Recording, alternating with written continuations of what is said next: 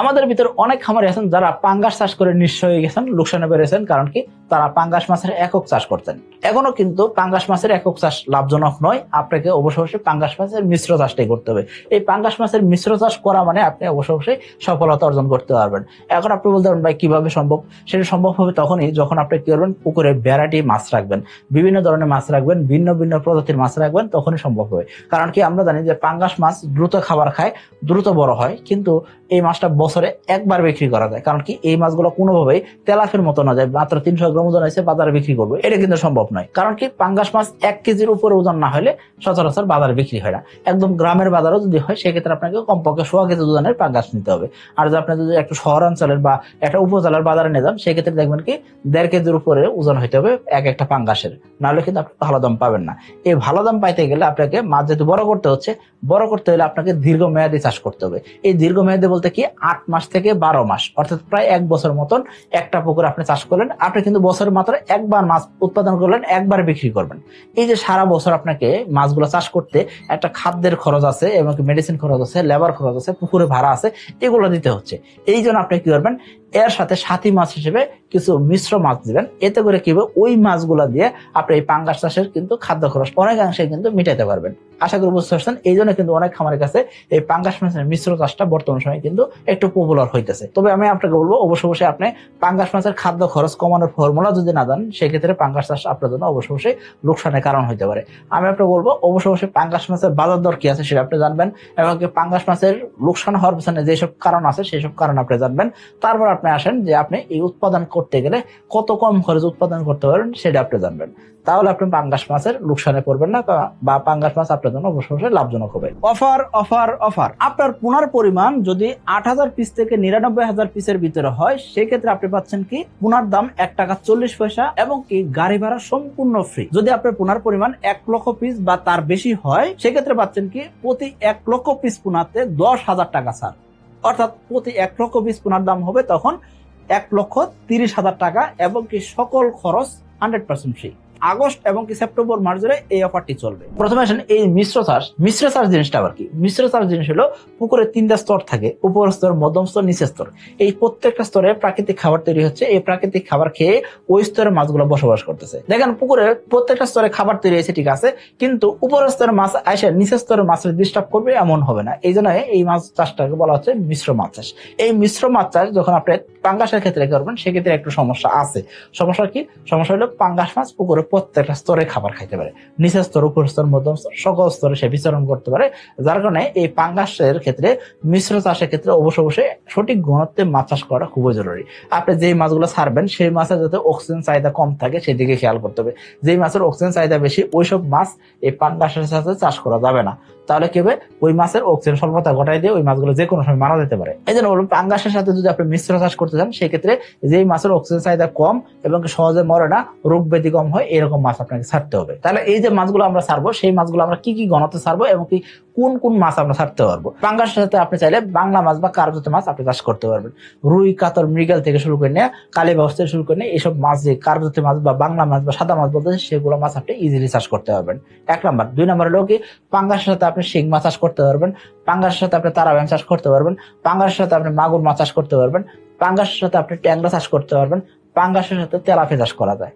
এইসব মাছ আপনি চাষ করুন, কোনো সমস্যা নাই। তবে অনেক খামারে বলে থাকেন যে পাঙ্গাসের সাথে আমি কই মাছ চাষ করবো, সেক্ষেত্রে আমি একটু নিষেধ করি। কারণ কি, পাঙ্গাস দ্রুত সময় খাবার খায়, কিন্তু কই মাছ আস্তে আস্তে খাবার খায়। তো এই জন্য কই মাছ কিন্তু ওইরকম ভাবে বড় হয়ে পায় না, অথবা দেখা যাবে কই মাছ কিছু মাছ বড় হয়েছে, কিছু মাছ ছোট থেকে যাচ্ছে।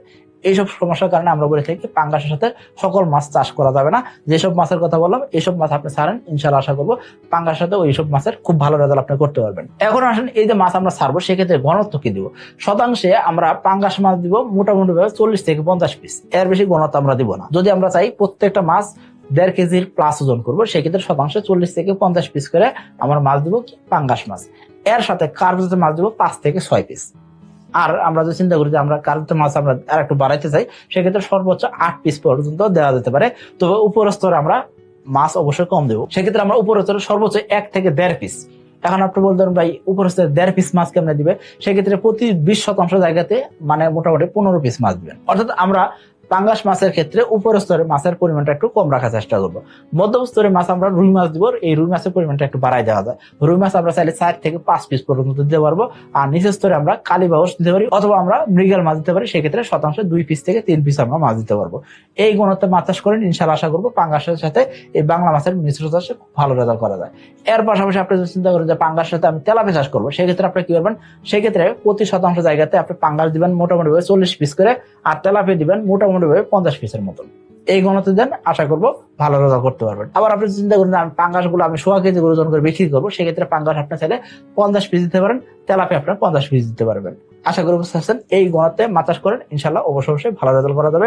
কারণ কি আমরা সাথী মাছ যেগুলো দিয়েছি সেই মাছগুলো দ্রুত সময় বিক্রি করতে চাইতেছি। এই দ্রুত সময় মাছ বিক্রি করতে চাইলে আমাদের 2টা কাজ করতে হবে। এক নম্বর হলো যেই মাছগুলো দ্রুত বর্ধনশীল সেই মাছগুলো দিতে হবে। সেই দ্রুত বর্ধনশীল মাছ কি তেলাপিয়া। তেলাপিয়া মাছ 4 মাসে বিক্রি করা যায়, তো আপনি তেলাপিয়া দিতে পারেন। তো তেলাপিয়া যদি আপনি পাঙ্গাসের সাথে দেন, সেক্ষেত্রে এই পাঙ্গাসের সাথে যে তেলাপিয়া দিলেন সেই তেলাপিয়া গুলো 4 মাস পরে বিক্রি করে দিলেন, বিক্রি করে দিয়ে এই মাছের টাকা দিয়ে আপনি আবার পাঙ্গাস মাছের খাবার খরচটা বহন করতে পারতেছেন।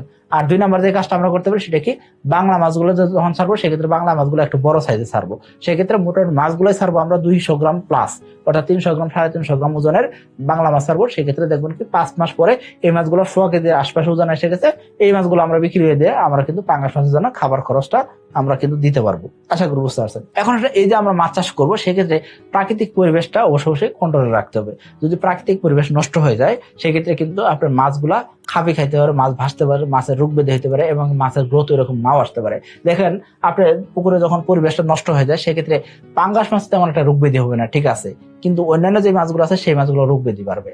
দেখেন আপনার পুকুরে পাঙ্গাস যখন আছে, সেক্ষেত্রে এরা প্রচুর পরিমাণ প্রাকৃতিক খাবার খেয়ে নেয়। এই প্রাকৃতিক খাবার খেয়ে নিলে নতুন করে প্রাকৃতিক খাবার তৈরি হওয়ার আগে যদি প্রাকৃতিক খাবার খেয়ে ফেলে, সেক্ষেত্রে নতুন করে প্রাকৃতিক খাবার তৈরি হবে কেমনে? এই তৈরি হওয়ার রাস্তাটা বন্ধ করে দিয়েছে এই পাঙ্গাস মাছ। এই জন্য আমরা যখন বাংলা মাছ ছাড়বো বা আমরা তেলাপিয়া ছাড়বো, আমরা যে কোনো মাছ ছাড়বো এই পাঙ্গাসের সাথে, সেই ক্ষেত্রে অবশ্যই পুকুরের পরিবেশটা ঠিক রাখার চেষ্টা করতে হবে। প্রতি 15 থেকে 20 দিন অন্তর অন্তর পুকুরের পানি পরিবর্তন করতে হবে। পানি 4 ফিটের উপরে রাখতে হবে। বলা হয় পাঙ্গাসের পুকুরের গভীরতা 10 ফিটের আশপাশে থাকলে সবচেয়ে ভালো করা যায়। আপনি চেষ্টা করবেন যাদের পুকুরের গভীরতা বেশি সেই সব পুকুরে পাঙ্গাস চাষ করার জন্য। 2 ফিট 2.5 ফিট 3 ফিট পুকুরে পানি গভীরতা, এসব পুকুরে আমরা পাঙ্গাস চাষ করতে আসবো না। পাঙ্গাসের অক্সিজেন চাহিদা কম আছে, ঠিক আছে, কিন্তু পাঙ্গাসের উৎপাদন বেশি হয় যেসব পুকুরে গভীরতা বেশি। এরপর যে দ্রুত বৃদ্ধির জন্য আমরা কি করতে পারি? দ্রুত বৃদ্ধির জন্য আমাদের অবশ্যই ভালো জাতের পাঙ্গাস দিতে হবে, ভালো মানের খাবার দিতে হবে এবং কি আমাদের খাবারটা সঠিক সময়ে সঠিক পরিমাণে দিতে হবে। এর পাশাপাশি পুকুরের পরিবেশ সঠিক রাখতে হবে। প্রতি মাসে মাসে চুন, লবণ, প্রোবায়োটিকের ব্যবহার করতে হবে। এতে করে ভালো রেজাল্ট আনা সম্ভব। কোনো প্রকার সাপ্লিমেন্ট, কোনো প্রকার মেডিসিন, বাড়তি ওষুধপত্র কোনো কিছু দরকার নাই। কারণ কি পাঙ্গাস মাছ 1 বছরে একবার বিক্রি করা যায়, ওই টার্গেট করে মাছ উৎপাদন করতে হবে। সারা বছর যদি আপনি মেডিসিন খরচ করে যান, সেক্ষেত্রে খাদ্য খরচের সাথে মেডিসিন খরচ যোগ হইতে থাকলে সেক্ষেত্রে লোকসান অবধারিত। এরপর অনেক খামার বলে থাকেন ভাই খরচ কমাইতে আমরা কি করতে পারি? খাদ্য খরচ অনেক দাম বেড়ে গেছে, খাদ্যের দাম বাড়ার কারণে আমরা পাঙ্গাস চাষে লোকসান করতেছি। কারণ কি এই পাঙ্গাসের যে দাম, সেই দামের তুলনায় খাবার দামটা অনেক বেশি। এখন আমরা কি করতে পারি? এই পাঙ্গাসের জন্য হাতে বানানো খাবার খাওয়াইতে পারি। এর পাশাপাশি আমরা কি করতে পারি? মুরগির নাড়ি বুড়ি খাওয়াইতে পারি, কিন্তু কোনোভাবে মুরগির লিটার নয়, মুরগির নাড়ি বুড়ি খাওয়াইতে পারি। এর পাশাপাশি বেকারির বিস্কিট খাইতে পারি, বেকারির যে উৎকৃষ্ট অংশগুলো থাকে সেগুলো খাইতে পারি। এর পাশাপাশি ক্যাটারিং সার্ভিসের ভাত পাওয়া যায়, সেগুলো ভাতগুলোকে আমরা ধুয়ে মিশে খাওয়াইতে পারি। এর পাশাপাশি আমরা হাতে বানানো খাবার দিতে পারি। এর পাশাপাশি নানাবিধ ফর্মুলা দিয়ে কিন্তু বর্তমান সময়ে পাঙ্গাস চাষ করা যায়। সেই সব জিনিস জেনে বুঝে আমাদের পাঙ্গাসের খাদ্য খরচটা কমানোর চেষ্টা করতে হবে। ভালো দামে মাছ বিক্রি করতে গেলে অবশ্যই আপনাকে কি করতে হবে? আপনাকে অল্প অল্প করে মাছ বিক্রি হলে চলবে না। আপনাকে চিন্তা করতে হবে কি একই দিনে কয়েকটা আড়ত থেকে পাইকার ডেকে নিয়ে এসে মাছ বিক্রি করাবে। কারণ কি পাঙ্গাস যখন চাষ করবেন, সেক্ষেত্রে পাঙ্গাস মাছের পুকুরে একবার জাল টানছেন মানে কি আগামী 5 দিন এই মাছগুলো খাবার খাবে না। 5 দিন যদি খাবার না খায়, তাহলে কি হবে? দিন শেষে দেখবেন কি এই মাছগুলো শুকাই যেতেছে, মাছের ওজন কমে যেতেছে। তখন দেখবেন কি আপনি এক একটা মাছ 100 কেজি ওজন ছিল, এখন মাছ যখন বিক্রি করবেন তখন দেখবেন কি 950 গ্রাম, 1100 গ্রাম, 1000 গ্রাম এরকম ওজন হয়ে গেছে, অর্থাৎ 200 গ্রাম 300 গ্রাম ওজন নাই। এর পাশাপাশি যখন এই মাছগুলোকে যখন ওজন দিয়ে নিবে, তখন দেখবেন কি প্রতি কেজিতে 3 কেজি 4 কেজি করে মাছ বাড়াই নিয়ে যাবে। তখন আপনি তো উল্টা আরো লোকসানে করে যাবেন। কারণ কি পাইকার চাইবে একটু বেশি মাছ নেওয়ার জন্য, আর আপনার তো এই দিক দিয়ে প্রত্যেকটা মাছের ওজন ছিল 1 কেজি প্লাস, কিন্তু এই মাছগুলা কিন্তু আপনি কিন্তু পাইতেছেন না। কারণ কি মাছগুলোর সাইজ বড় আছে, কিন্তু মাছের ওজনটা কমে গেছে। এই জন্য বলবো আপনি চেষ্টা করবেন কি পাঙ্গাস যখন চাষ করবেন, সেক্ষেত্রে অবশ্যই একই দিনে একসাথে পুকুরের কমপক্ষে 70% মাছ বিক্রি করা যায়, এরকম পাইকার ডাইকে নিয়ে এসে মাছ বিক্রি করার। একজন পাইকারকে ডাইকে নিয়ে এসে মাছ বিক্রি করার চেষ্টা করবেন, দেখবেন কি সে 15 দিন মাছ নিবে, মানে আজকে নিল, কালকে নিবে, পরশুদিন নিবে, এইভাবে মাছ নিবে। দেখবেন কি লাস্টের যে মাছগুলা, সেই মাছগুলো 700-800 গ্রাম ওজনের মাছ হইতে পারে। কারণ কি এই মাছগুলো খাবার খাওয়া বন্ধ করে দিতে পারে। দেখেন আপনি নিজেও যদি চিন্তা করেন, আপনি যদি 2 দিন খাবার না খান, সেক্ষেত্রে দেখবেন কি ওজন অনেকটা কমে যাবে, আপনার কাছে শরীরটা নিস্তেজ লাগবে, আপনার কাছে ওইরকম ভালো লাগবে না। পাঙ্গাস মাছ যদি খাবার খাওয়া বন্ধ করে দেয়, তার ওজন তো আলটিমেটলি কমবে, ওজন কমবে ঠিকই, কিন্তু তার লম্বা কিন্তু কমবে না।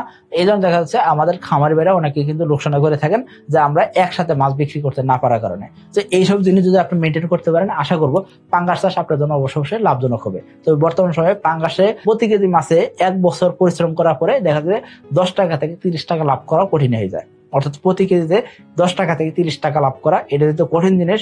এই জন্য অনেকেই কিন্তু পাঙ্গাস থেকে সরে আসছেন, অনেকে বেশি রিস্ক নিয়ে দেখা যাচ্ছে শিং মাছ চাষ করতেছেন, মাগুর চাষ করতেছেন, বা কার্গোতে মাছ চাষ করতেছেন, অথবা তেলাপি চাষ করতেছেন। তো এইসব জিনিস কেন করতেছেন? কারণ কি তারা চাচ্ছেন যে কোন রকম টিকে থাকতে। এই টিকে থাকার মতো ব্যবসা না করতে চাইলে আপনাকে অবশ্যই জেনে বুঝে মাছ চাষে আসতে হবে। আশা করি বুঝতে পারছেন। সবাই ভালো থাকবেন, সুস্থ থাকবেন। আসসালামু আলাইকুম।